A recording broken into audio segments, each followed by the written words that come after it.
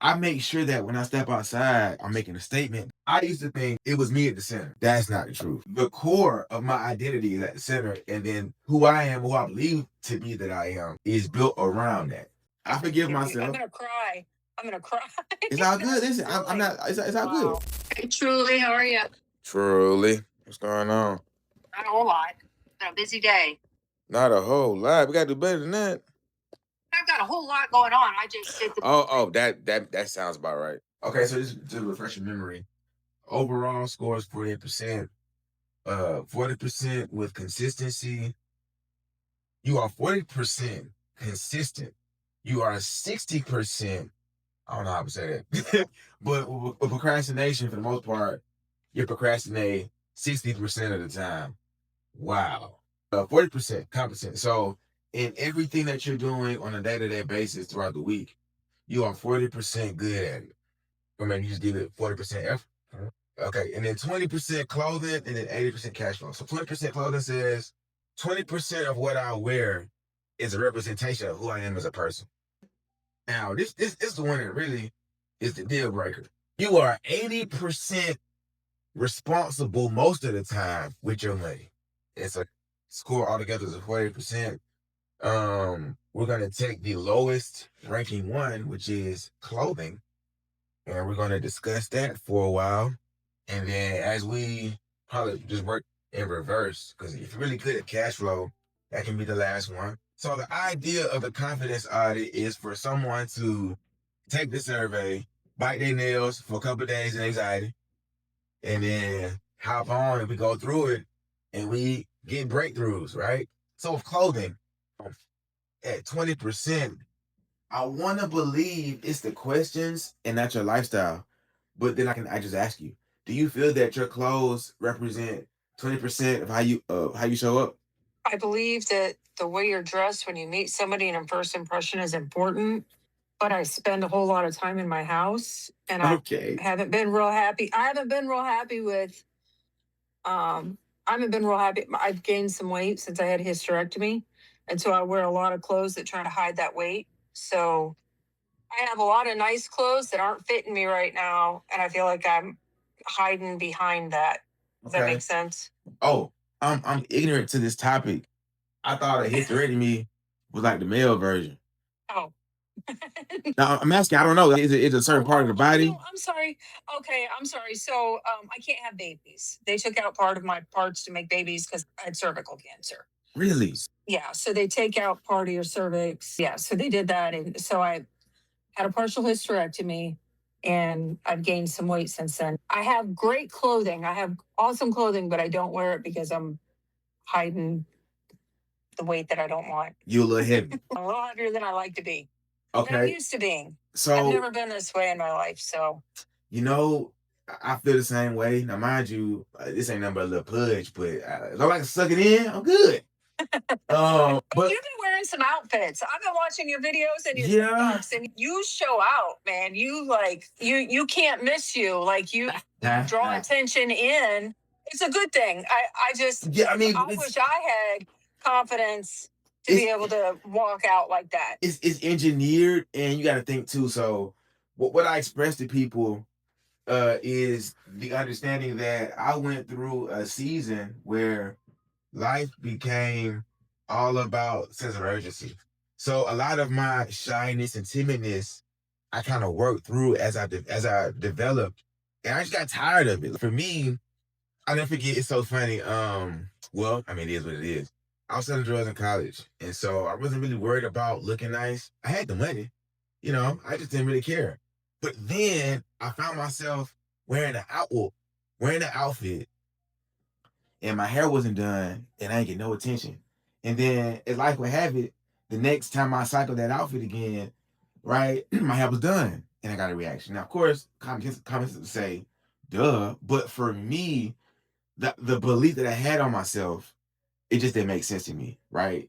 So it kind of showed me what I could do, but then also I went and became a model because I got in trouble. So at first I wasn't wearing no clothes, then I got in trouble and I kind of became a model.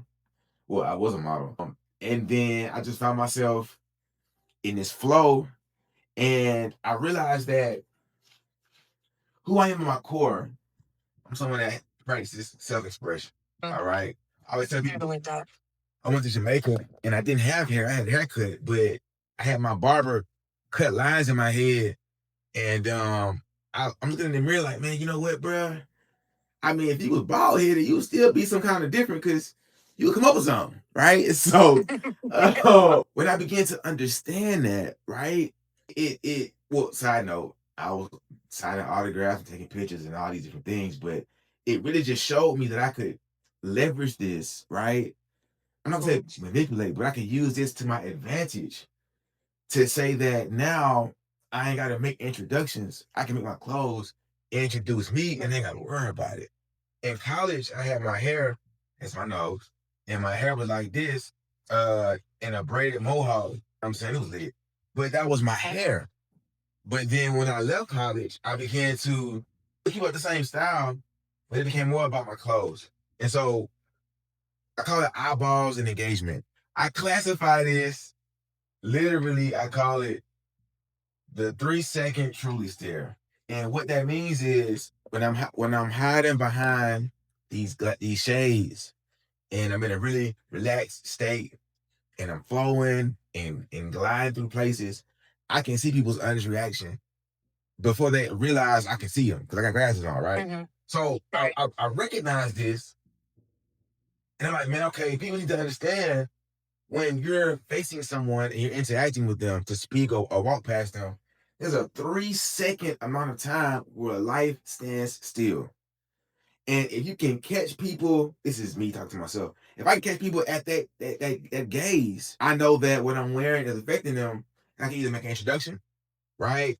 Or read body language and hand them a book, whatever the case is. So knowing that to zoom out, this is why the clothing portion is so important because it's more about who you are at your core. I say core, and then me, me, me. I used to think it was me at the center. That's not the truth. The core of my identity is at the center, and then who I am, who I believe to be that I am, is built around that. So my core is self-expression, and then I have all these different intricacies, whether it's what I wear or how I talk or what my color or what my hair color is. Okay, cool. So the tie this all in. If eyeballs and engagement is the goal, or let's do it like this. I want to speak to your pain points. You mentioned in-house gain, weight gain, hiding behind previous experiences. Okay, so here's the thing. The truth is this. All right, here's the truth. Bird number's 9, right? Yep. Cool. Perfect. All right. So before this conversation, you're someone that's in the house, that experienced some weight gain, just a little bit. And the things that you experienced, it's a predicament where you're kind of hiding behind that. Well, after this conversation, you're gonna be the same. But the difference is this. You're gonna walk away knowing how to be 9% better. Here's what I mean. For me, I make sure that when I step outside, I'm making a statement because I know once I get off that plane, get to where I'm going, I'm in the house. I'm dealing with weight gain. I have experiences that hinder me from time to time. Today's hindrance is hopping on live, mad at myself because I'm yawning because I'm working 12 hours, but I need the money. I mean, well, the business needs the money. You feel me? But I still want to show up. Doing this. You said what now? Same thing. Same thing. I'm working 12-hour shifts all night long, and I know I need to get on those lives, and I haven't. I had a commitment, and I missed my commitment, and okay. So okay. So now we're gonna take a pivot. I'm going to well, not eyeball to eyeball, but face to face. I need you to forgive yourself for missing your commitment. You gotta vocalize it. I have to vocalize it. Yeah, you do. Oh man. Oh, that's hard. Okay, I forgive myself. I'm gonna cry. I'm gonna cry. It's all good. Listen, I'm not. It's all good. Okay, we'll take it slow. I forgive myself. I forgive myself for missing the commitment. For missing my commitment. And guess what? And guess what? I can make another commitment. I can make another commitment. All right, cool. And then I'm more masculine, so my hug is a little more heavy, but self hug and then life goes on. That was wonderful because here's the thing. Okay, so I'll be personal. So for me, I could be walking around, I could be driving. You know what? I'm in a good mood. And like, bro, you know what? I be so mad at stuff I don't even know why. It happens a lot. I don't know if that's just my life experience. But I be mad. I don't even know I be mad.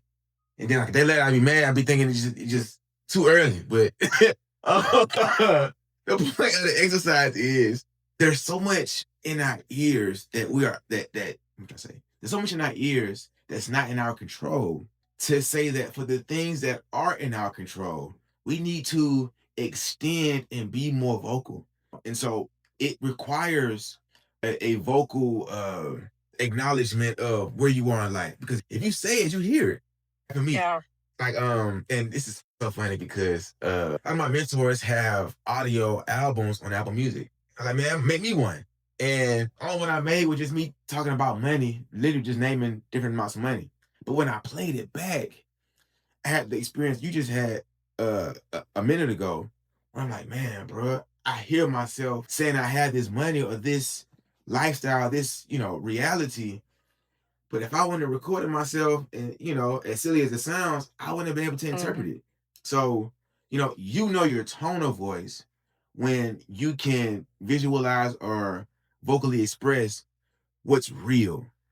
So, have you had that? Cool. All right. So, you were talking about going live and some other commitments, but with this 9% piece, what I'm really saying is, well, if you're in the house, then you already know how often you go outside. Now it's 5 days during the work week, so that's 5 out of 9 already. Then you got 2 days, but you ain't got to go outside in 2 days, and you can double up. I'm simply saying, in life, every 7 days, when you go outside these 9 times, go outside feeling like yourself. Or better yet, let's do it like this.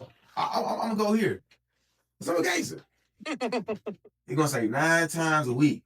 9 times a week. I don't give a gosh darn where you at, who you with, none of it. But 9 occurrences, 9 separate scenarios, 9 separate wardrobe changes. I'll say that.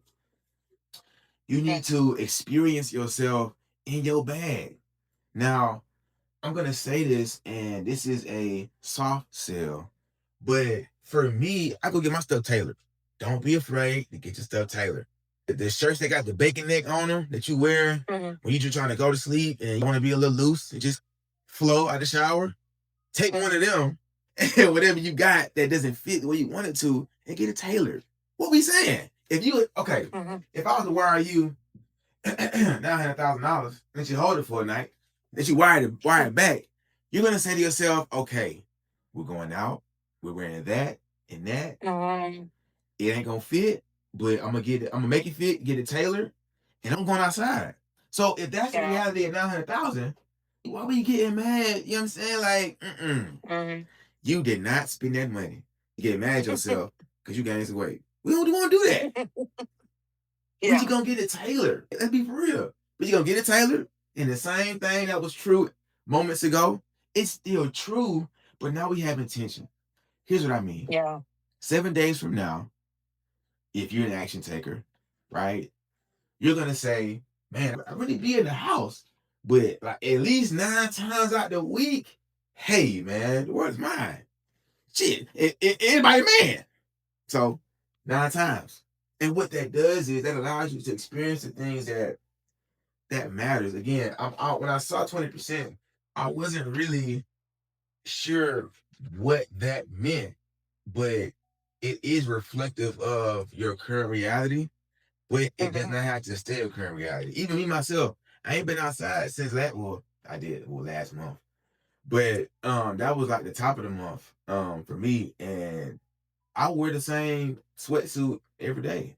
Yeah, I wash it. Well, every 7 days. But I wash it. But I'm in the house. I'm grooving, you know what I'm saying? On the move running errands. But when I step outside though, you ain't gonna miss me. You feel me? And then when you ask me why I look like this, I'm gonna forget what I look like because I'm used to it. And so if we can agree on one thing, let's agree that it's okay to be in the house. If you're a millionaire in $1 million house, you still gonna be in the house. Truly.